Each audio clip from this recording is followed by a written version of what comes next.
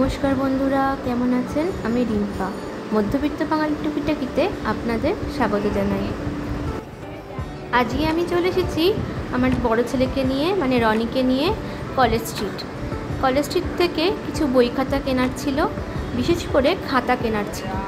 তাই খাতা কিনেছি, কয়েকটা রেফারেন্স বই কিনেছি, কারণ ওর ক্লাস 8 এখন কিছু বই না কিনলেই নয় রেফারেন্স, তার জন্য বই কিনেছি। আর কলেজ স্ট্রিট আসবো, কফি হাউস যাবো না তা তো হয় না, তাই বই খাতা কিনে নিয়ে চলে এসেছিলাম কফি হাউস। কলেজে পড়ার সময় ক্যালকাটা ইউনিভার্সিটিতে যখনই আমি আসতাম তখন একবার করে কফি হাউসে ঘুরেই যেতাম। আর তাই রনিকে ওটাই বলছিলাম যে এখানে আমরা বন্ধুরা মিলে কত আড্ডা দিতাম। আমি যতদূর জানি এই কফি হাউস থেকে অনেক কিছু সৃষ্টি হয়েছে, অনেক বড় বড় জ্ঞানীগুণী ব্যক্তিরাও এই কফি হাউসে বসে আড্ডা দিতেন। অনেক বছর পর কফি হাউসে এলাম।